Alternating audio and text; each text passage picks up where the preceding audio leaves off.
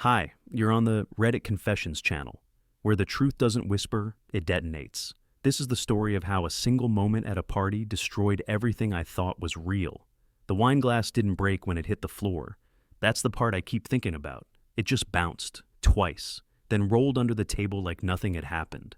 But everything had happened. Everything changed the second I stood up and said what I said. The music was still playing when I got out of my seat. People were still chewing hors d'oeuvres, still mid-laugh. But by the time I crossed the room, past a table of her coworkers, past the guy she swore was just a friend, past the woman who whispered, "Is he serious?" I wasn't even hearing any of it. I wasn't angry. I wasn't even thinking. I was done.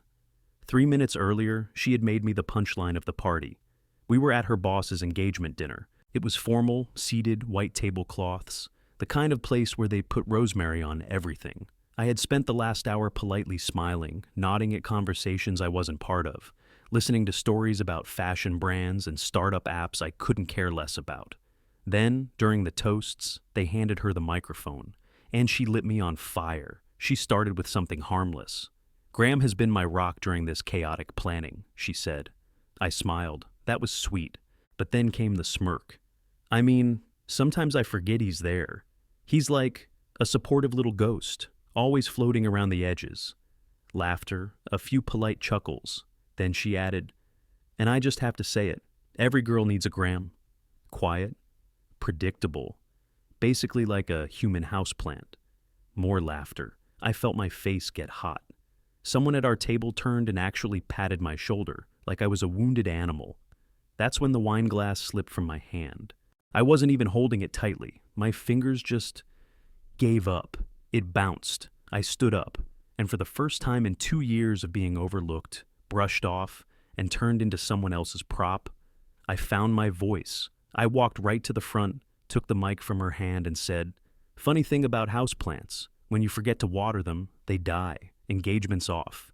You could hear a pin drop. She froze. Her boss stared. Someone coughed. Someone else dropped a fork. I didn't wait for her reaction. I walked out, leaving behind my jacket, my pride, and the version of me that stayed silent for too long. But I didn't go home. And that's where this story really begins.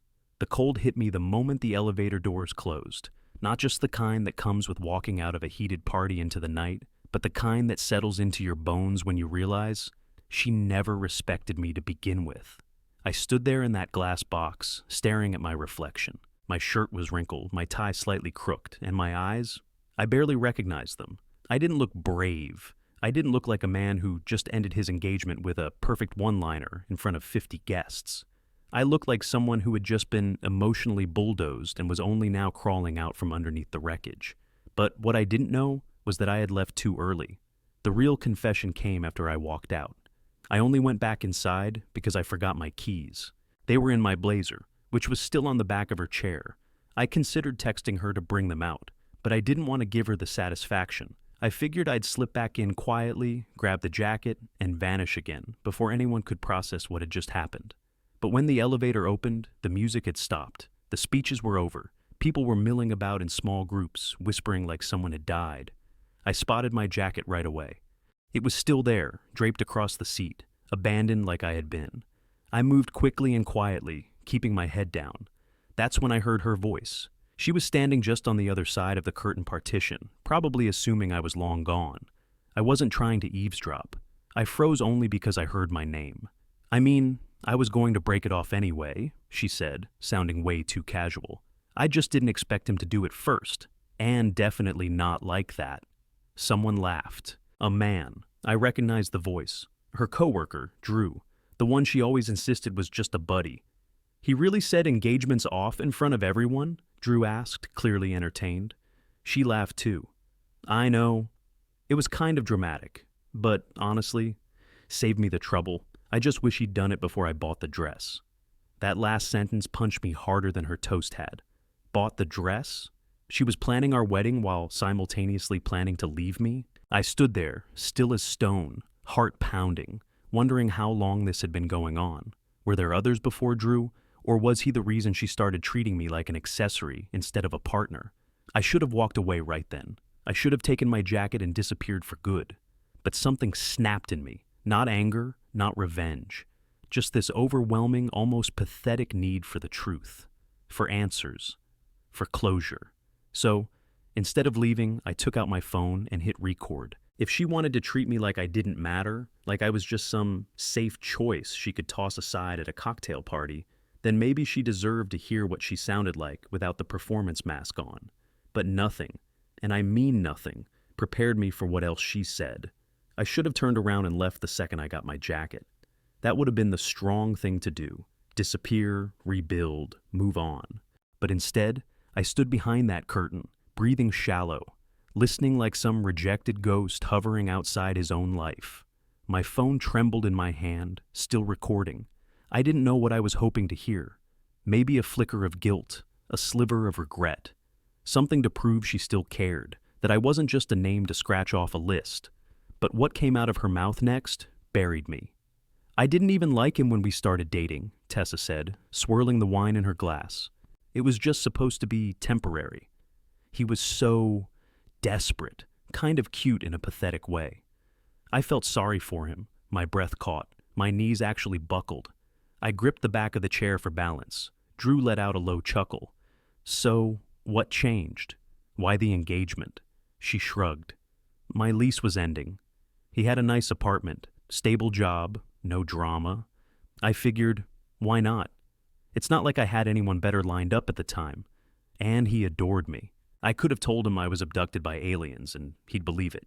He laughed harder at that. She didn't stop. It's funny, she went on, her tone so casual, like she was talking about a boring lunch. I used to call him my emotional support fiancé, like one of those therapy dogs, but with taxes they both cracked up. She added, and the weird part? He actually looked proud when I called him my rock. Like, he didn't realize I meant it in the boring wall with no feelings kind of way I should have stopped listening, but I didn't, because I couldn't. Every word felt like a needle shoved under my skin. Then Drew lowered his voice and asked, so, if he hadn't made that dramatic exit, would you have still gone through with it? There was a pause. Then she said, honestly, I was thinking of cheating on him the week before the wedding, just so I'd have a reason. Something he'd find that would blow it up and take the guilt off me. I even considered planting texts from a fake number. That was it. That was the moment the floor disappeared. Everything I thought I knew about our relationship, the nights we stayed in and binge-watched dumb shows, the quiet breakfasts, the random forehead kisses. They all turned into background noise for a script she was faking the entire time. I ended the recording and stuffed the phone into my pocket. My hands were shaking so badly I nearly dropped it. I didn't know whether to cry or scream or throw up. But instead, I quietly walked out the side exit and into the night. This time, for good. I didn't go home. I just started walking. No destination, no direction. Just the kind of walking that feels like the only thing keeping your heart from splitting in two.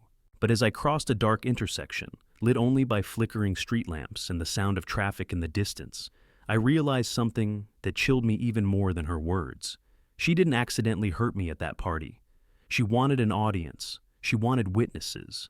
And maybe, just maybe, this was all a setup from the very start. I walked for what felt like hours. I didn't check my phone. I didn't call anyone. I ignored the buzzing notifications, probably from guests at the party, or maybe Tessa herself, trying to control the narrative. I didn't care. My mind was stuck in that awful loop of her voice. It was supposed to be temporary. I felt like a placeholder in my own life, a convenience, an emotional punching bag dressed in formal wear.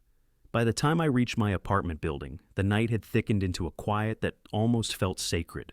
It was close to 2 a.m., and the city had gone to sleep without me. I expected silence, darkness, solitude.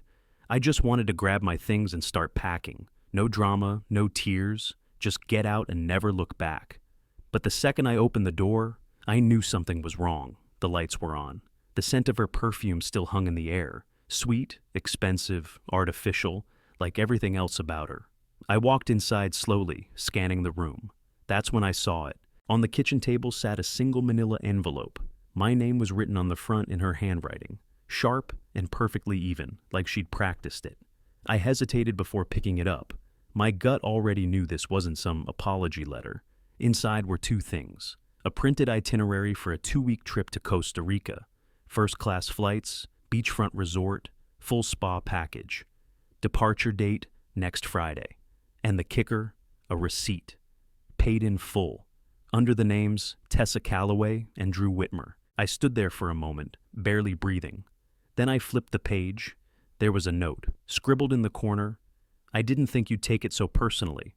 At least now you have a week to move out. I'll send someone for my things. That was it. Not, I'm sorry. Not, let's talk. Just a reminder that she expected me to be the one to disappear. Quietly, neatly, like some piece of old furniture she'd ordered someone to pick up. She left it there because she thought I'd already be gone.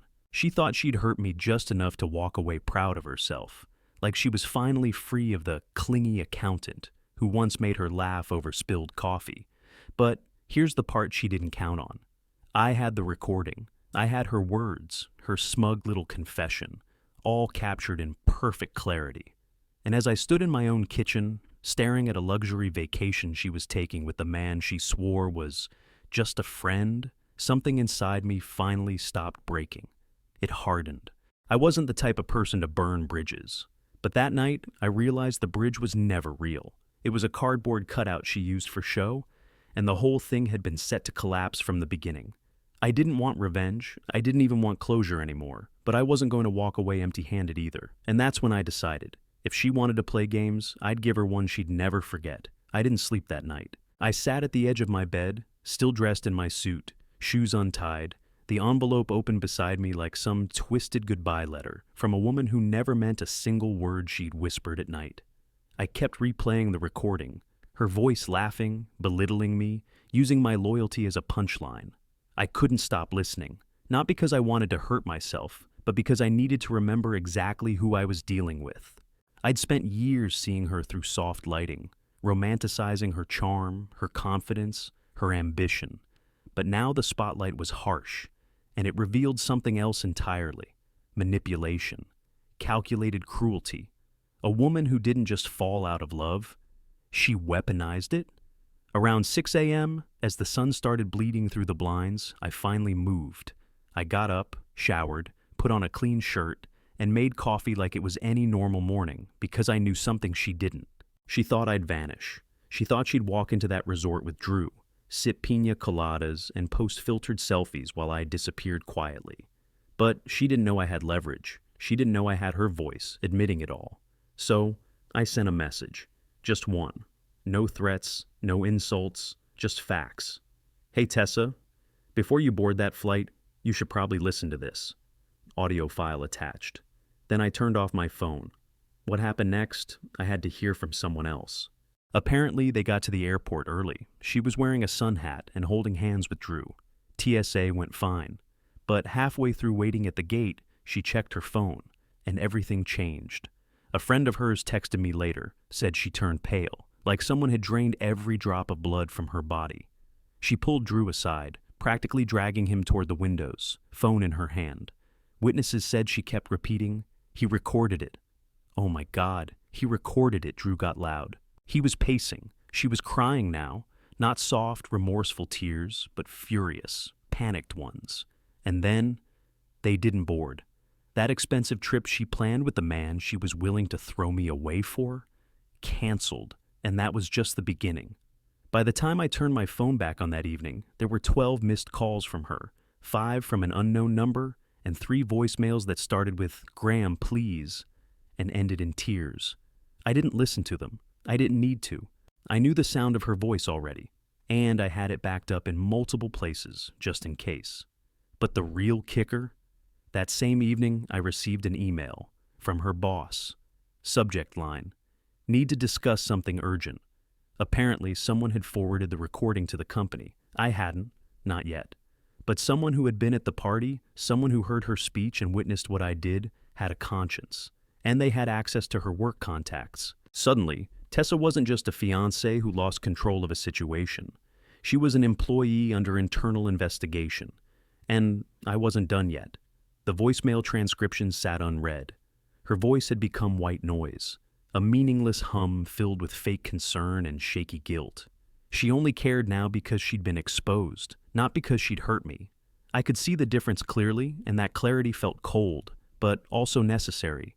I wasn't the same person who stood smiling beside her at that party. That version of me had been dismantled piece by piece by the woman who claimed to love me. That night, I sat alone in my apartment, surrounded by little reminders of her, a scarf still on the chair, a bottle of shampoo in the bathroom, coffee mugs she insisted we buy as a couple thing. All of it felt radioactive. I wanted it gone, but not dumped into garbage bags. No, it had to be methodical. I needed space to breathe, and that meant removing her from every corner of my life. That's when I remembered the storage unit. A year ago, when we were rearranging furniture and pretending we were nesting, we rented a small unit across town, mostly to store things she couldn't part with. Art supplies from her college days, her old apartment's decor, stuff she swore she'd use again. I hadn't thought about that unit in months, but as I opened the drawer where I'd kept the keys, the cold realization hit me. If there were any real secrets she hadn't intended for me to find, they'd be there. The next morning, I drove over. The place was nearly empty, tucked between a car wash and a dusty bakery. I passed rows of metal doors until I found ours. Unit number 204. The lock was still in place. I slid the key in, turned it, and pulled up the door. At first, it was exactly what I expected. Boxes, an old chair, a standing mirror wrapped in a blanket. But then, on the top shelf, I saw a box labeled Archive. Not her handwriting, it was neater, smaller. Something about it felt deliberate, hidden in plain sight. I climbed up, pulled it down, and opened it on the floor.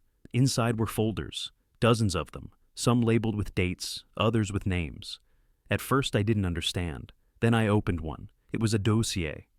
That's the only word for it. Full background info on a man named Patrick. Old texts, screenshots, even his Instagram DMs printed and highlighted. The messages were flirtatious, suggestive, from her. Then another folder. Someone named Luis, same thing. Dozens of messages, some romantic, some manipulative. Notes in the margins. Good job, stable, no kids. Possibility, I went numb. She had been collecting men, not in the playful dating sense, in the predatory sense, categorizing them, mapping out what they could offer her. I found my own name.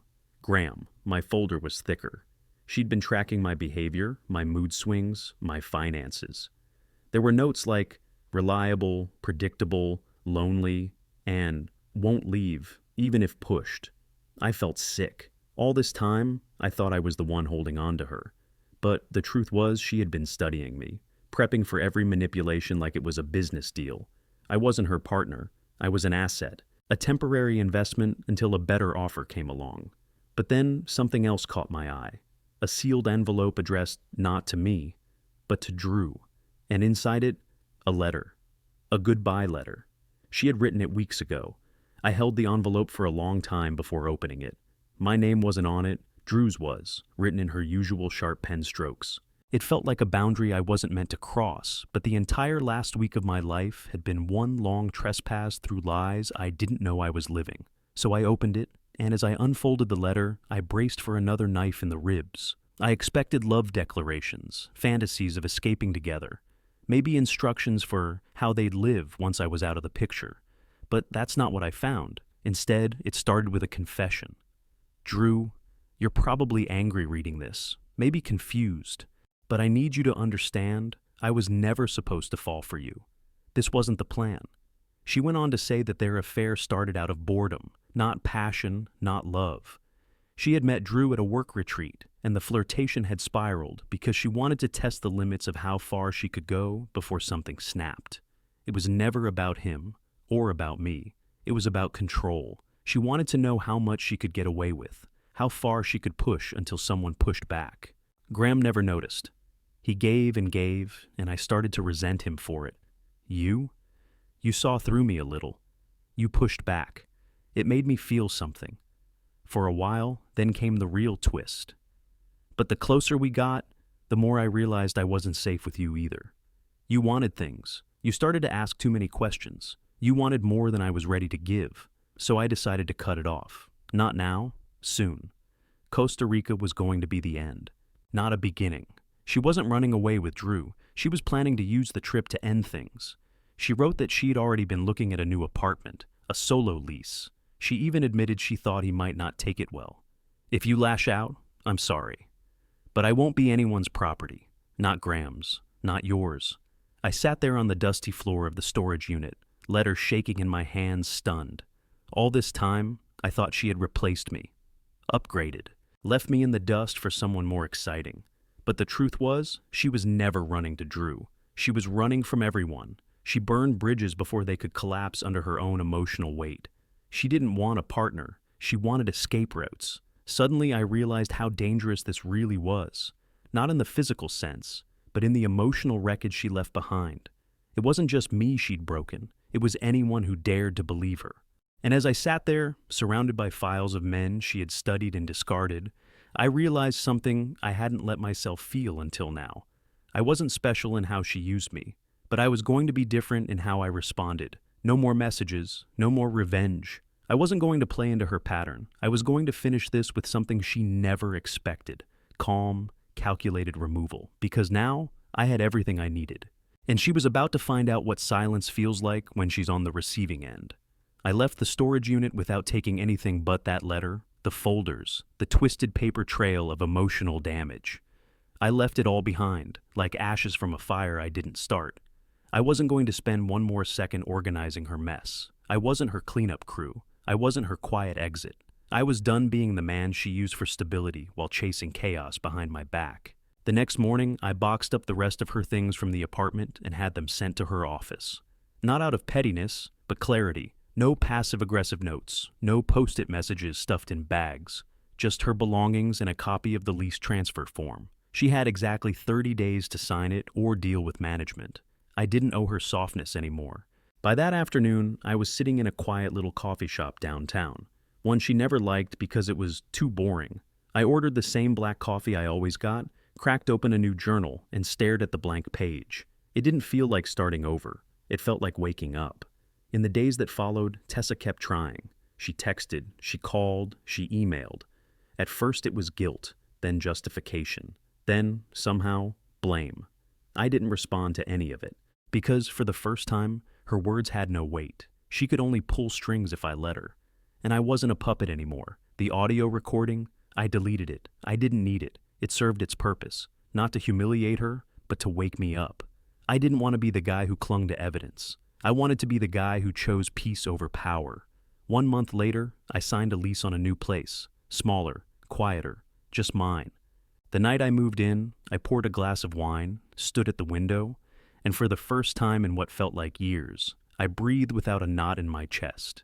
Not because I won, not because I ruined her, but because I stopped begging to matter to someone who never deserved me.